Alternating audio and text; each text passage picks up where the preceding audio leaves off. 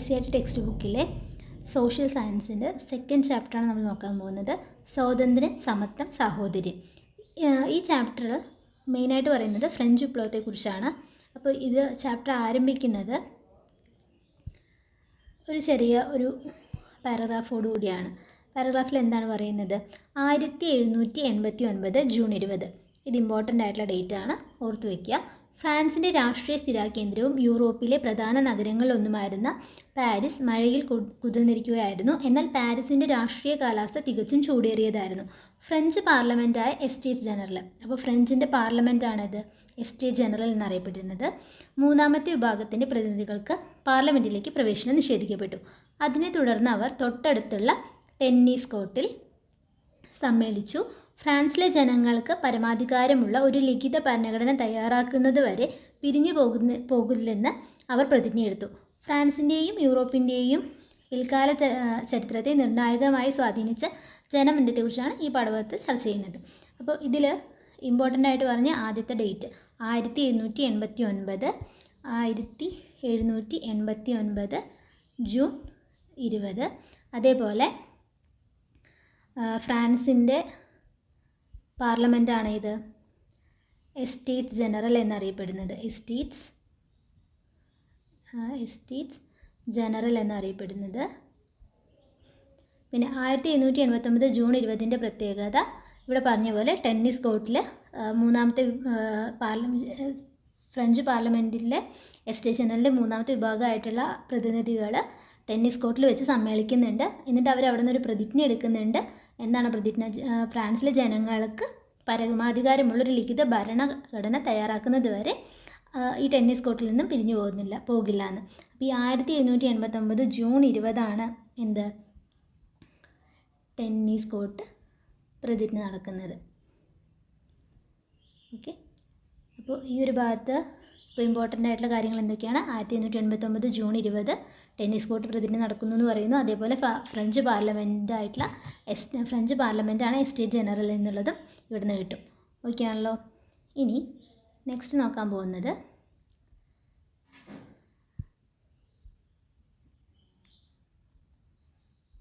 ഈ ചാപ്റ്ററിൽ ഫ്രാൻസിലെ സ്വേച്ഛാധിപത്യ ഭരണക്രമത്തെക്കുറിച്ചാണ് പറയുന്നത്. ഫ്രാൻസിൽ നിന്നിരുന്ന സ്വേച്ഛാധിപത്യ രാഷ്ട്രീയ വ്യവസ്ഥയ്ക്ക് എതിരായിരുന്നു ജനമുന്നേറ്റം ഉയർന്നു വന്നത്. പതിറ്റാണ്ടുകളിലായി ഫ്രാൻസ് ഭരിച്ചിരുന്നത് ബൂർബൺ രാജവംശമായിരുന്നു. അപ്പോൾ ഫ്രാൻസ് ഭരിച്ചിരുന്ന രാജവംശമായിരുന്നു ഏത്? ബൂർബൺ രാജവംശം. ഈ രാജവംശത്തിലെ ഭരണാധികാരികളെല്ലാം പൊതുവെ സ്വേച്ഛാധിപതികളായിരുന്നു. രാജാധികാരം ദൈവദത്തമാണെന്നായിരുന്നു അവർ വിശ്വസിച്ചിരുന്നത്. എസ്റ്റേറ്റ്സ് ജനറൽ എന്ന പേരിൽ ഒരു പാർലമെൻറ്റ് ഉണ്ടായിരുന്നു. അപ്പോൾ എസ്റ്റേറ്റ് ജനറൽ നമ്മൾ നേരത്തെ പറഞ്ഞു, എസ്റ്റേറ്റ് ജനറൽ എന്ന പേരിൽ ഒരു പാർലമെൻറ്റ് ഉണ്ടായിരുന്നുവെങ്കിലും ദീർഘകാലമായി അത് വിളിച്ചു ചേർക്കാതെയാണ് ഭരണം നടത്തിയിരുന്നത്. ഓക്കെ അല്ലേ? ഫ്രാൻസിൽ നിന്ന് സ്വേച്ഛാധിപത്യ രാഷ്ട്രീയ വ്യവസ്ഥയ്ക്ക് എതിരായിട്ടാണ് എന്തുണ്ടാകുന്നത്? ജനമുന്നേറ്റം ഉയർന്നു വരുന്നത്. പതിറ്റാണ്ടുകളായിട്ട് ഫ്രാൻസ് ഭരിച്ചിരുന്നത് ബൂർബൺ രാജവംശമായിരുന്നു. ഈ രാജവംശത്തിലെ ഭരണാധികാരികളെല്ലാം പൊതുവെ സ്വേച്ഛാധിപതികളായിരുന്നു. അതേപോലെ അവർ പറഞ്ഞിട്ടുണ്ടായിരുന്നത് രാജാധികാരം ദൈവദത്തമാണ് എന്നൊരു സിദ്ധാന്തത്തിലാണ് അവർ വിശ്വസിച്ചിട്ടുണ്ടായിരുന്നത്. എസ്റ്റേറ്റ് ജനറൽ എന്ന പേരിൽ ഒരു പാർലമെൻറ്റ് ഉണ്ടായിരുന്നുവെങ്കിലും അത് ദീർഘകാലമായിട്ട് വിളിച്ചു ചേർക്കാതെയാണ് ഭരണം നടത്തിയിട്ടുണ്ടായിരുന്നത്. 1614 ആയിരുന്നു അവസാനമായിട്ട് പാർലമെൻറ്റ് യോഗം ചേരുന്നത്. അപ്പോൾ 1614 പാർലമെൻറ്റ് അവസാനമായിട്ട് യോഗം ചേരുന്നത്. ബൂർബൺ രാജാക്കന്മാരിൽ പ്രധാനിയായിരുന്നു ഞാനാണ് രാഷ്ട്രം എന്ന് പ്രഖ്യാപിച്ച ലൂയി 14. അപ്പോൾ ഇവിടെ ഓർത്തു വയ്ക്കേണ്ട കാര്യങ്ങൾ, ഫ്രാൻസ് ഭരിച്ചിരുന്നത് ബൂർബൺ എന്ന് പറയുന്ന രാജവംശമായിരുന്നു. അതേപോലെ ഓൾറെഡി നമ്മൾ ഫ്രാൻസിൻ്റെ പാർലമെൻറ്റ് എസ്റ്റേറ്റ് ജനറൽ എന്നറിയപ്പെട്ടിരുന്നു എന്ന് പറഞ്ഞു. പിന്നെ ഇവിടുത്തെ രാജാധികാരികളൊക്കെ എന്തായിരുന്നു വിശ്വസിച്ചിട്ടുണ്ടായിരുന്നത്? അവരുടെ അധികാരം ദൈവദത്തമാണ് എന്നാണ് അവർ വിശ്വസിച്ചിട്ടുണ്ടായിരുന്നത്. പിന്നെ ഞാനാണ് രാഷ്ട്രം എന്ന് പറഞ്ഞത് ആരാണ്? ലൂയി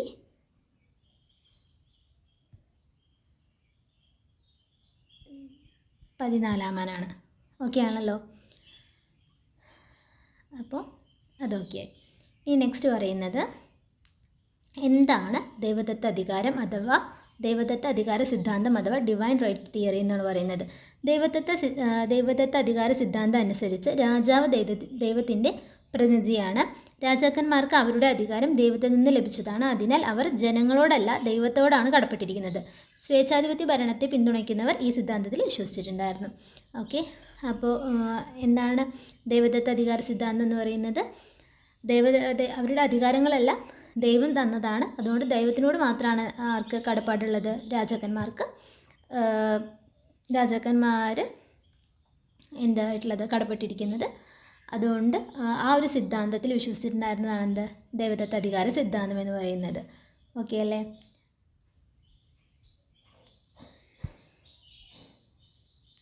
അപ്പോൾ നെക്സ്റ്റ്,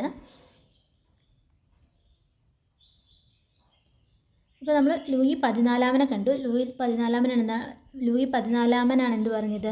ഞാനാണ് രാഷ്ട്രം എന്ന് പറഞ്ഞത് ആരാണ്? ലൂയി 14 ഇനി ലൂയി 14 തുടർന്ന് അധികാരത്തിൽ വന്ന ലൂയി 15 കാലത്തെ അഴിമതിയും ധൂർത്തും അദ്ദേഹം തുടർച്ചയായി നടത്തിയ യുദ്ധങ്ങളും രാജ്യത്തെയും ജനങ്ങളെയും ദുരിതത്തിലാക്കി. തൻ്റെ ധൂർത്തിനായി പണം കണ്ടെത്താൻ അദ്ദേഹം ജനങ്ങളുടെ മേൽ നികുതികൾ അടിച്ചേൽപ്പിച്ചു. ലൂയി 16 പിന്നീട് അധികാരത്തിലെത്തിയത്. എന്നാൽ അദ്ദേഹം ഭരണകാര്യങ്ങളിൽ മതിയായ താല്പര്യം പ്രകടിപ്പിച്ചില്ല. അപ്പോൾ ഇവിടെ ലൂയി 14 വരുന്നുണ്ട്. അദ്ദേഹം എന്തായിരുന്നു? അഴിമതി ധൂർത്ത് നിറഞ്ഞ ഭരണം തന്നെയാണ് അദ്ദേഹം നടത്തിയിട്ടുണ്ടായിരുന്നത്. ഇനി ലൂയി 15 ശേഷം ലൂയി 16 വരുന്നുണ്ട്. ലൂയി 16 എന്ന് പറയുന്നത് എങ്ങനെയുള്ള അധികാരിയായിരുന്നു? അദ്ദേഹം ഭരണകാര്യങ്ങളിലൊന്നും മതിയായിട്ടുള്ള ശ്രദ്ധ കേന്ദ്രീകരിച്ചിട്ടുണ്ടായിരുന്നില്ല. അദ്ദേഹം വിശ്വസിച്ചിരുന്നത് അദ്ദേഹത്തിൻ്റെ കുറച്ച് വിശ്വസ്തരായിട്ടുള്ള മന്ത്രിമാരുണ്ടായിരുന്നു. അവരുടെ കൈകളിൽ രാജ്യം ഭദ്രമാണ് എന്നതാണ് ആര് വിശ്വസിച്ചിരുന്നത്? ലൂയി 16 വിശ്വസിച്ചിരുന്നത്. ഇനി അദ്ദേഹത്തിൻ്റെ ഭാര്യയാണ് ആര്? മേരി ആൻറ്റോയിനറ്റ് എന്ന് പറയുന്നത്. ഇവർ ഭരണകാര്യങ്ങളിൽ തുടർച്ചയായിട്ട് ഇടപെട്ടിരുന്നു. പിന്നെ രാജ്ഞിയുടെ ധാരാളിത്തവും ധൂർത്തും രാജാവ് പലപ്പോഴും കണ്ടില്ല എന്ന് നടിക്കുകയാണ് ചെയ്തത്. ഇതൊക്കെ എന്തുണ്ടാക്കി? ജനങ്ങളിൽ അസംതൃപ്തി ഉളവാക്കി. ഓക്കെ അല്ലേ? അപ്പോൾ നമ്മളിവിടെ ലൂയി 14 കണ്ടു, 15 കണ്ടു, 16 കണ്ടു. ലൂയി 14 എന്ത് പറഞ്ഞത്? ഞാനാണ് രാഷ്ട്രം എന്ന് പറഞ്ഞത്. അതേപോലെ തന്നെ ലൂയി 15 ധൂർത്തും അഴിമതിയും നിറഞ്ഞിട്ടുള്ള ഭരണം തന്നെയാണ് കാഴ്ചവെച്ചത്. ലൂയി 16 എന്ന് പറയുന്ന വ്യക്തി ഭരണത്തിൽ വലിയ താല്പര്യമൊന്നും കാണിച്ചില്ല. അദ്ദേഹത്തിൻ്റെ കുറച്ച് മന്ത്രിമാരും അതേപോലെ രാജ്ഞിയൊക്കെയാണ് എന്ത് ഭരണം നടത്തിയിട്ടുണ്ടായിരുന്നത്. ഇവരും എന്തായിരുന്നു? ധൂർത്തും ധാരാളിത്തവും കാണിച്ചിട്ട് നടക്കുന്ന ആളുകൾ തന്നെയായിരുന്നു. സോ ഇവരുടെ ഭരണം എന്തുണ്ടാക്കി? ജനങ്ങളിൽ അസംതൃപ്തി ഉളവാക്കി. ഓക്കെ അല്ലേ? ഇനി നെക്സ്റ്റ്, എന്താണ് ഫ്രഞ്ചിൻ്റെ സാമൂഹിക വ്യവസ്ഥിതി എന്നാണ് പറയാൻ പോകുന്നത്. അപ്പം അതിനു മുമ്പ് നമ്മളിപ്പോൾ ഇതുവരെ എന്തൊക്കെ പഠിച്ചു? 1789 ജൂൺ 20 എന്നുള്ള ഡേറ്റ് പഠിച്ചു. ആ ഡേറ്റിൻ്റെ പ്രത്യേകത എന്തായിരുന്നു? അന്നാണ് ടെന്നീസ് കോർട്ട് പ്രതിജ്ഞ നടക്കുന്നത്. പിന്നെ എസ്റ്റേറ്റ് ജനറൽ എന്താണെന്ന് പഠിച്ചു. എസ്റ്റേറ്റ് ജനറൽ എന്തായിരുന്നു? ഫ്രാൻസിൻ്റെ പാർലമെൻറ്റാണ് എന്ത്? എസ്റ്റേറ്റ് ജനറൽ എന്ന് പറയുന്നത്. പിന്നെ നമ്മൾ ബൂർബൺ രാജവംശമാണ് ഫ്രാൻസ് ഭരിച്ചിട്ടുണ്ടായിരുന്നതെന്ന് കണ്ടു. പിന്നെന്തൊക്കെയാണ് കണ്ടത്? 3 രാജാക്കന്മാർ, ലൂയി 14, 15, 16. അതിൽ ലൂയി 14 എന്ത് പറഞ്ഞത്? ഞാനാണ് രാഷ്ട്രം എന്ന് പറഞ്ഞത് ലൂയി 14 ഓക്കെ അല്ലേ? അപ്പോൾ ഇതുവരെയാണ് ഈ പാഠഭാഗത്തിൽ ഇതുവരെ നമ്മൾ കണ്ടത്. ഇനി നമ്മൾ നെക്സ്റ്റ് പഠിക്കാൻ പോകുന്നത് ഫ്രഞ്ചിൻ്റെ സാമൂഹിക വ്യവസ്ഥിതി എങ്ങനെയായിരുന്നു എന്നാണ് പറയുന്നത്. അപ്പോൾ അതിൻ്റെ ഒരു ക്ലിയർ പിക്ചർ തരുന്ന ഒരു കോട്ടാണ് എന്ത് ഇവിടെ കൊടുത്തിരിക്കുന്നത്. പ്രഭുക്കൾ യുദ്ധം ചെയ്യുന്നു, പുരോഹിതർ പ്രാർത്ഥിക്കുന്നു, സാധാരണക്കാർ നികുതി കൊടുക്കുന്നു എന്ന് പറയുന്നത്. ഓക്കെ അല്ലേ? ഇനി ഇവിടെ നോക്കാം. 18-ാം നൂറ്റാണ്ടിലെ ഫ്രഞ്ച് സമൂഹത്തെ 3 തട്ടുകളായി തിരിച്ചിട്ടുണ്ടായിരുന്നു. ഇതാണ് എന്ത്? എസ്റ്റേറ്റുകൾ എന്നറിയപ്പെട്ടിരുന്നത്. പുരോഹിതന്മാർ 1-ാം എസ്റ്റേറ്റ്, പുരോഹിതർ 1-ാം എസ്റ്റേറ്റിലും പ്രഭുക്കന്മാർ 2-ാം എസ്റ്റേറ്റിലും സാധാരണക്കാർ 3-ാം എസ്റ്റേറ്റിലാണ്. അപ്പോൾ ഫ്രഞ്ച് എസ്റ്റേറ്റ് ഓക്കെ, അത് 3ആയി ഡിവൈഡ് ചെയ്തിട്ടുണ്ടായിരുന്നു. ആദ്യത്തേൽ ആരായിരുന്നു ഉണ്ടായിരുന്നത്? പുരോഹിതരായിരുന്നു ഉണ്ടായിരുന്നത്, പുരോഹിതർ. സെക്കൻഡ് എസ്റ്റേറ്റ് പ്രഭുക്കന്മാർ, തേർഡ് എസ്റ്റേറ്റ് സാധാരണക്കാരായിട്ടുള്ള ജനങ്ങൾ. ഓക്കെ ആണല്ലോ? ഇനി ഇതാണ് ഇവിടെ പറയുന്നത്. ഈ കോട്ടിൽ ഇതാണ് പറയുന്നത്. പ്രഭുക്കൾ യുദ്ധം ചെയ്യുന്നു, പുരോഹിതർ പ്രാർത്ഥിക്കുന്നു, സാധാരണക്കാർ നികുതി കൊടുക്കുന്നു. ആ 3 ആളുകൾ എന്തൊക്കെയാണ് ചെയ്തിട്ടുണ്ടായിരുന്നത് എന്നുള്ളതും ക്ലിയർ പിക്ചർ കിട്ടിയില്ലേ? അപ്പോൾ നമ്മളിനി ഓരോ എസ്റ്റേറ്റായിട്ട് പഠിക്കാൻ പോവാണ്. പുരോഹിതർ ഒന്നാം എസ്റ്റേറ്റ് പറഞ്ഞു അല്ലേ, പുരോഹിതർ ഒന്നാം എസ്റ്റേറ്റ് ആണെന്ന്. വളരെ പ്രബലവും സമ്പന്നവുമായിരുന്ന ഫ്രാൻസിലെ കത്തോലിക്ക സഭ ഭൂസ്വത്തിൻ്റെ വലിയൊരു ഭാഗവും സഭയുടെ ഉടമസ്ഥയിലായിരുന്നു. വളരെ പ്രബലവും സമ്പന്നവുമായിരുന്നു ഫ്രാൻസിലെ കത്തോലിക്ക സഭ എന്ന് പറയുന്നത് ഭൂസ്വത്തിൻ്റെ വലിയൊരു ഭാഗവും സഭയുടെ ഉടമസ്ഥയിലായിരുന്നു. പുരോഹിതരെ എല്ലാതരം നികുതികളിൽ നിന്നും ഒഴിവാക്കിയിരുന്നു. പുരോഹിതരെ എല്ലാതരം നികുതികളിൽ നിന്നും ഒഴിവാക്കിയിരുന്നു. ആ സെൻറ്റൻസ് ഇമ്പോർട്ടൻ്റ് ആയിട്ട് ഓർത്ത് വയ്ക്കുക.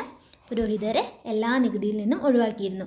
മാത്രമല്ല അവർ സാധാരണ കർഷകരിൽ നിന്നും ടൈഫ് അഥവാ തിതെ എന്നും പറയും കേട്ടോ, തിതെ എന്ന നികുതി പിരിച്ചിരുന്നു. വിളവിൻ്റെ 10% നികുതിയായി നൽകേണ്ടിയിരുന്നത്.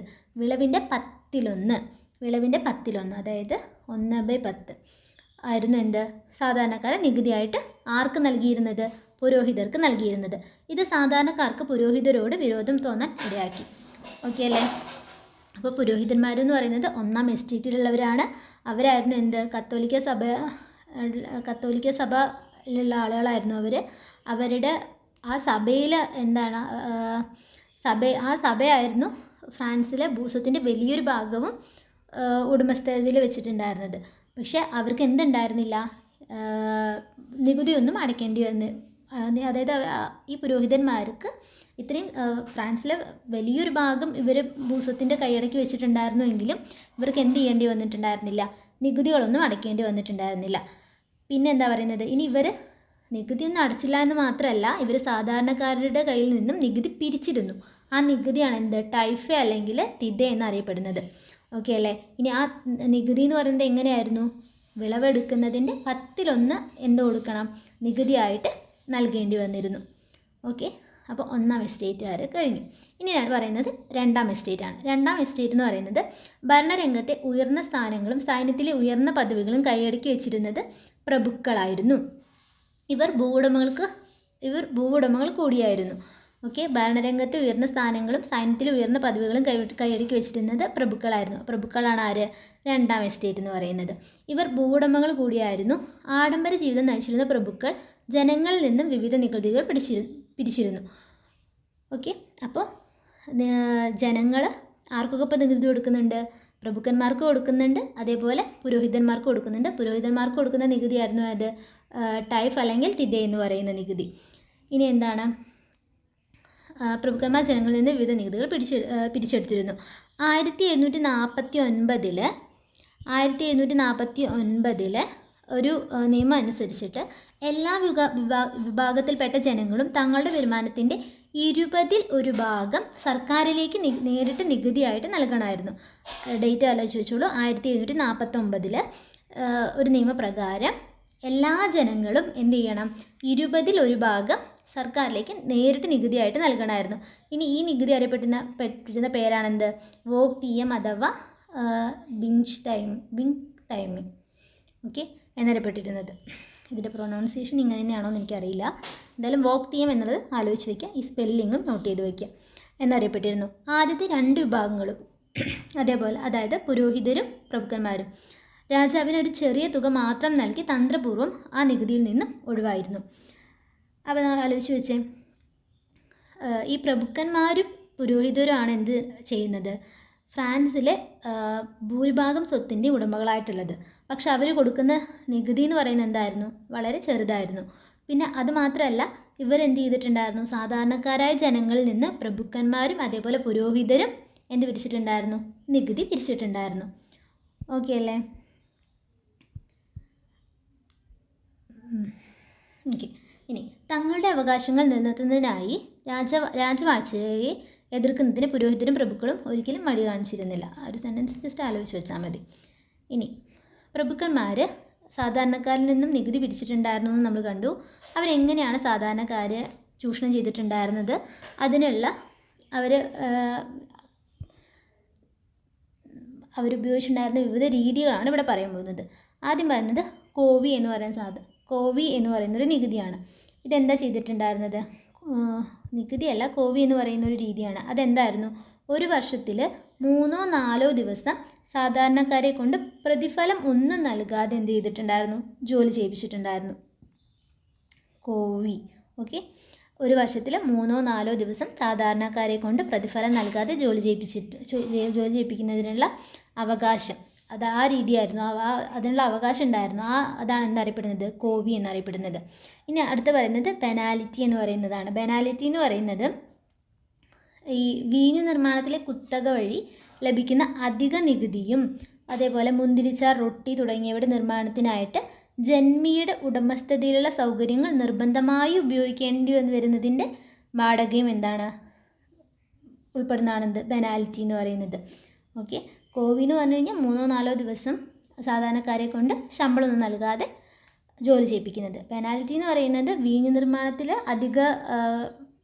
അതായത് വീഞ്ഞ് നിർമ്മാണത്തിൽ കുത്തക വഴി ലഭിക്കുന്ന അധിക നികുതിയും അതേപോലെ റൊട്ടി, മുന്തിരിച്ചാറ് തുടങ്ങിയവ ഉണ്ടാക്കുന്നതിന് വേണ്ടിയിട്ട് ജന്മിയുടെ ഉടമസ്ഥതയിലുള്ള സൗകര്യങ്ങൾ നിർബന്ധിതപൂർവ്വം ഉപയോഗിക്കേണ്ടി വന്നിരുന്നു. അതിനുള്ള പ്രതിഫലമാണ് എന്ത്, പെനാൽറ്റി എന്ന് പറയുന്നത്. ഇനി പറയുന്നത് ബൻവിൻ. ബൻവിൻ എന്ന് പറയുന്നത് തങ്ങളുടെ പ്രദേശത്ത് ഉൽപ്പാദിച്ചിരുന്ന വീഞ്ഞിന് മേലുള്ള കുത്തക നികുതി, അതാണെന്ത്, ബൻവിൻ എന്ന് പറയുന്നത്. പിയേഷ് എന്ന് പറയുമ്പോൾ പ ഒക്കെ ഉള്ളതുകൊണ്ട് പാലങ്ങൾ, റോഡുകൾ എന്നുള്ളത് ആലോചിച്ച് വെച്ചോളൂ. പിയേഷ് എന്ന് പറഞ്ഞു കഴിഞ്ഞാൽ എന്താണ്, പാലങ്ങൾ, റോഡുകൾ എന്നിവയുടെ മേലുള്ള ചുങ്കാണെന്ത്, പിയേഷ് എന്ന് പറയുന്നത്. ടെറാഷ് എന്ന് പറയുന്നത് വിളവെടുപ്പ് കാലത്ത് കർഷകരിൽ നിന്നും പിരിച്ചിരുന്ന ഒരു പ്രത്യേക കരാണെന്ത്, ടെറാഷ് എന്ന് പറയുന്നത്. ഓക്കെ അല്ലേ? ഓക്കെ, അപ്പോൾ ഇവിടെ ഉപയോഗിച്ചിട്ടുണ്ടായിരുന്ന പ്രഭുക്കർ ഉപയോഗിച്ചിട്ടുണ്ടായിരുന്ന ഈ 5 രീതികളും ഓർത്ത് വയ്ക്കുക. കോവി, ബനാലിറ്റി, ബൻവിൻ, പിയേഷ്, ടെറാഷ്. കോവി എന്ന് പറയുമ്പോൾ പ്രതിഫലം നൽകാതെ, അതായത് കോവി ആലോചിക്കാൻ കൂലി എന്ന് ആലോചിച്ചാൽ മതി. കൂലി നൽകാതെ പണിയെടുപ്പിക്കുന്നതാണെന്ത്, കോവി എന്ന് പറയുന്നത്. ബനാലിറ്റി എന്ന് പറയുന്നത് ഈ വീഞ്ഞ് നിർമ്മാണത്തിലെ വീഞ്ഞും അതേപോലെ മുന്തിരിച്ചാറും റൊട്ടിയൊക്കെ ഉപയോഗിക്കുന്ന സമയത്ത് അവർ ജന്മിമാരുടെ നിന്ന് എന്തുപയോഗിക്കാനായിരുന്നു, ജന്മിമാരുടെ സൗകര്യങ്ങൾ, ജന്മിമാരുടെ ഉടമസ്ഥതയിലുള്ള സൗകര്യങ്ങൾ നിർബന്ധമായിട്ട് ഉപയോഗിക്കേണ്ടി വന്നിട്ടുണ്ടായിരുന്നു. അപ്പോൾ അതാണെന്ത്, ബനാലിറ്റി എന്ന് പറയുന്നത്. ബൻവിൻ എന്ന് പറയുമ്പോൾ ഇതേ തന്നെയാണ്, വീഞ്ഞ് നിർമ്മാണത്തിന് മേലുള്ള ഒരു നികുതിയാണെന്ത്, ബൻവിൻ എന്ന് പറയുന്നത്. പിയേഷ് എന്ന് പറയുന്നത്, പി എന്നുള്ളത് ഇവിടെ പാലങ്ങൾ എന്ന് ആലോചിക്കുക. അപ്പോൾ പാലം കണക്ട് ചെയ്യുമ്പോൾ ഓൾറെഡി നമുക്ക് റോഡുകളും കിട്ടും. പിയേഷ് എന്ന് പറഞ്ഞു കഴിഞ്ഞാൽ പാലങ്ങൾ, റോഡുകൾക്ക് എന്നിവയുടെ മേലുള്ള ചുങ്കാണ്. ഇനി ടെറാഷ് എന്ന് പറയുന്ന സമയത്ത് വിളവെടുപ്പ് കാലം, അതായത് ടെറാഷ് ആലോചിക്കാൻ നമ്മൾ ടെറസിൽ കൃഷി ചെയ്യുന്നു എന്ന് ആലോചിച്ചാൽ മതി. അപ്പോൾ കിട്ടുമല്ലോ, വിളവെടുപ്പ് കാലത്ത് കർഷകരിൽ നിന്ന് പിരിച്ചെടുത്തുന്ന നികുതിയാണ് എന്ത്, ടെറാഷ് എന്ന് പറയുന്നത്. ഓക്കെ, ഇനി സാധാരണക്കാർ.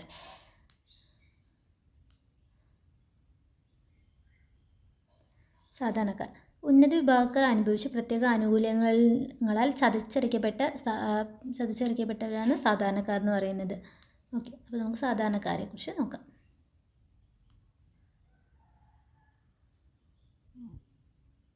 സോറി,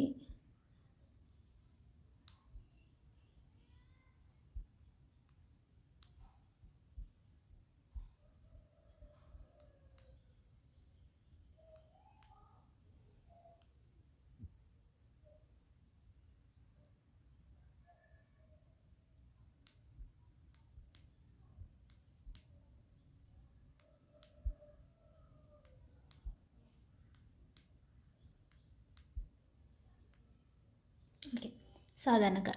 18-ാം നൂറ്റാണ്ടിൽ ഫ്രാൻസിൽ ജീവിച്ചിരുന്ന സാധാരണക്കാരൻ്റെ അവസ്ഥയാണ് മുകളിൽ ചിത്രത്തിൽ നൽകിയിട്ടുള്ളത്. ഓക്കെ, അപ്പോൾ അവരുടെ ആദ്യം അവസ്ഥ ചിത്രത്തിലൊന്ന് നോക്കാം.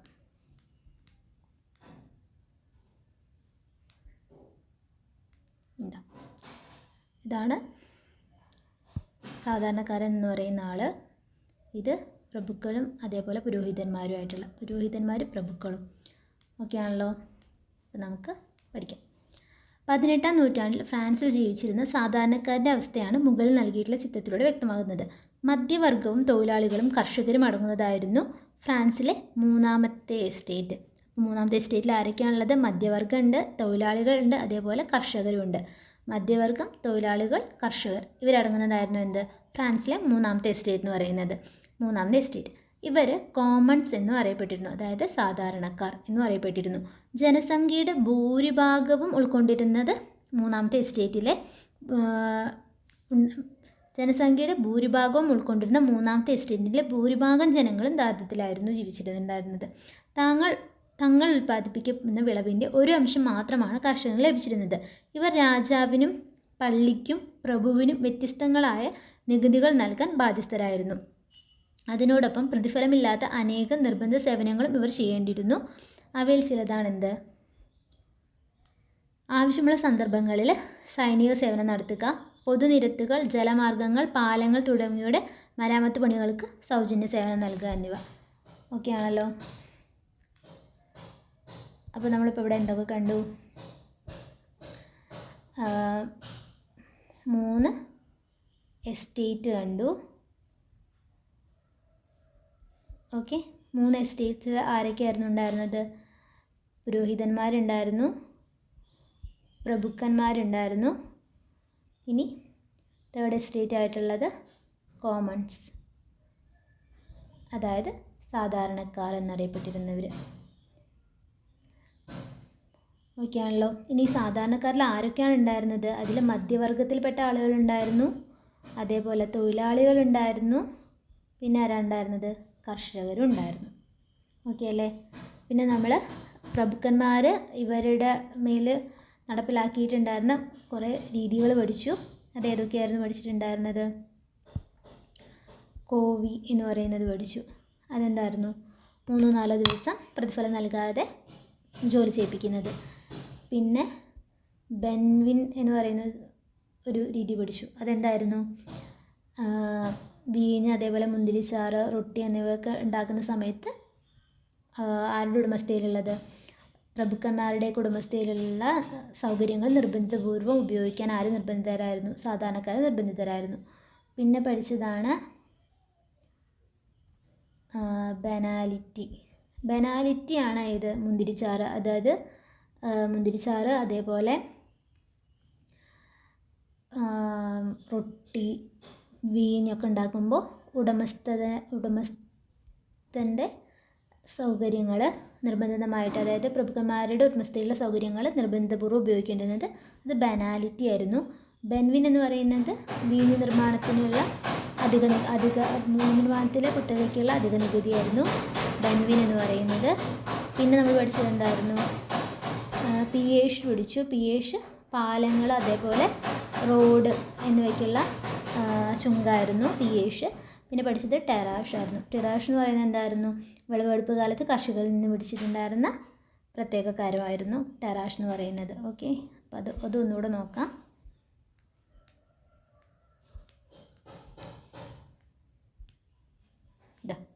കോവി 3-4 ദിവസം പണിയെടുപ്പിച്ചിട്ടുണ്ടായിരുന്നത്. ബെനാലിറ്റി എന്ന് പറയുന്നത്, ബെനാലിറ്റി എന്താണ്? വീഞ്ഞ്, അതേപോലെ മുന്തിരിച്ചാറ്, റൊട്ടി എന്നിവയുടെ മേലുള്ള നികുതി. പിന്നെ ബെൻവിൻ എന്ന് പറയുന്നത് വീഞ്ഞിന് മേലുള്ള കുത്തക നികുതി. പിയേഷ് പാലങ്ങൾ, റോഡുകൾ എന്നിവ ഉപയോഗിക്കുമ്പോഴുള്ള ചുങ്കം. പിന്നെ ടെറാഷ് എന്ന് പറയുന്നത് കർഷകരിൽ നിന്നും പിടിച്ചിട്ടുണ്ടായിരുന്ന പ്രത്യേക കരം. ഓക്കെ അല്ലേ. അങ്ങനെയാണെന്നുണ്ടെങ്കിൽ ഇപ്പോൾ നമ്മൾ 3 എസ്റ്റേറ്റ് പഠിച്ചു. ടെന്നീസ് കോർട്ട് പ്രതിജ്ഞയുടെ ഡേറ്റ് പഠിച്ചു. ടെന്നീസ് കോർട്ട് പ്രതിജ്ഞ നടന്നത് എന്നായിരുന്നു? 1789 ജൂൺ 20. 3 എസ്റ്റേറ്റ്സ് കണ്ടു, നികുതികൾ കണ്ടു. പിന്നെ ഇനി നമുക്ക് നോക്കാനുള്ളത് മധ്യവർഗത്തിൻ്റെ ഉദയമാണ്. അത് നെക്സ്റ്റ് ഒരു ക്ലാസ്സായിട്ട് ചെയ്യാം.